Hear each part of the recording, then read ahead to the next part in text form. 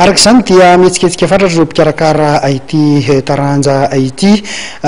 miketriketrika ny anangana federasiona ho an'izany jojotso zany mitondra fanazavana mikasika indrindra izay Ramatoa Rosa Rakototsafy talehan'ny sport fédéral.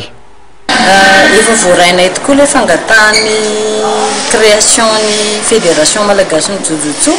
dia izay zao ny anisany hoe natongavako aty amin'ny ANS amin'ity sabotsy ity zany ijeren'le hoe ahoana tsara le jojotso dia inona ny déroulement n'le compétition sy ahita hoe tena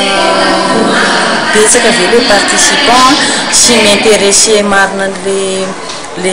olona avy any ivelany koa ve le satria anisan'ny condition ahafahana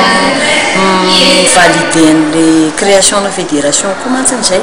dia raha ny fahitako anazy eto zany zao sy ny avy niresaka tamin'le responsable ny jojotso international dia tsy dia mahita olana zany aloha hatreto zay anakanana an'le création ny fédération io satria hita hoe anisany ampivoatra n'io taranja io zany ny fananganana an'le fédération raha ny zavatra hitako aty amin'ny ANS androandro. Tsy tokony ho sakana le izy satria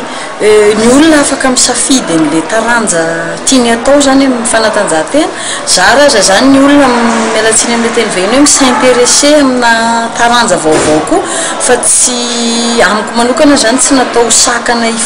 sakana tsy ampandrosony taranja judo izy io satria raha ny fahitantsika anazy koa hatramin'izay be dia be ny olona mankafy ny taranja judo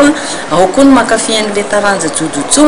dia tsy misy afa-tsy ny hoe fifampiresahana koa anatin'le izy mba hiara mampandeha an'le taranja anankiroa satria raha ny marina ny jojotsoany tao anatin'ny judo ihany nefa natafatsangana fédération internationale izy dia rary ny sitsiny izy zany raha ohatra ka manangana an'le fédération nationale eto amintsika zany.